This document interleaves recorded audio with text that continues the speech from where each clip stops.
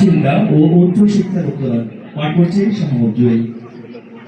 ক্ষীণ আলো সমাজের জন্য শোভনীয় নয়। একটি পরিপুষ্ট সমাজ গঠনে শিক্ষা ও সংস্কৃতি চর্চা অত্যন্ত গুরুত্বপূর্ণ। দীর্ঘকাল ধরে বাঙালি মুসলিম সমাজ আলো বিমুখতায় আচ্ছন্ন ছিল। এই আলো সন্ধানী পৌরুষের অভাবে বাঙালি মুসলিমদের চিন্তা চেতনা এবং মানসিকতা বহুকাল ধরে কুক্ষিগত ছিল। বাংলা প্রবন্ধ সাহিত্যে নতুন দিগন্ত উন্মোচন ও সম্ভাবনা তৈরি করেছেন মোতায়ের হোসেন চৌধুরী। একালের মানুষ ও প্রকৃতিকে তিনি আপন মনের কারণা থেকে অনুধাবন করেছেন। যার তার মাটি ঘেঁষা মনোভাব, সবকিছুকে অন্ধভাবে অনুসরণ করা, অযৌক্তিক ও আত্মপক্ষের দৃঢ়তা।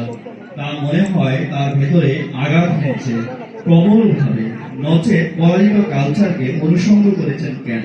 মনে হচ্ছে তার দৃঢ়তা প্রবল ও আত্মচেষ্টা এবং গণজাগরণমুখী ছিল। এইসব বিষয়গুলো চিন্তার সচেতনতায় ঋদ্ধ তিনি, যা কখনো প্রকৃত কখনো প্রতিকায়ন রূপে বিদ্যমান। সম্পূর্ণভাবে তিনি রূপকতাকে প্রাধান্য দিয়েছেন একটু বেশি। রূপায়ণের ক্ষেত্রে ধর্মীয় অনুষঙ্গ হলেও শিক্ষা ও সংস্কৃতি যে সাহিত্যের প্রধান বিষয়বস্তু,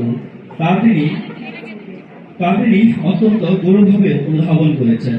তিনি মানুষের জীবন ও বাস্তবতাকে প্রকৃতির সঙ্গে তুলনা করে স্বতন্ত্র কাঠামো সৃষ্টি করেছেন। তার নিরীক্ষণ ক্ষমতা ছিল প্রবল, সামষ্টিক পরিবেশ তৈরির ক্ষেত্রেও ছিলেন খুব প্রাসঙ্গিক। তার মননে ব্যক্তির চিন্তার চেয়ে সামষ্টিক ভাবনা অনুরণিত ছিল, কারণ তার অনুধাবন শক্তি ছিল প্রখর ও তেজস্বীপূর্ণ। আত্মমগ্ন মনোভাব দিয়ে যুক্তিবাদী দৃষ্টি নিবেদন করেছেন তিনি। শিল্প সৌন্দর্য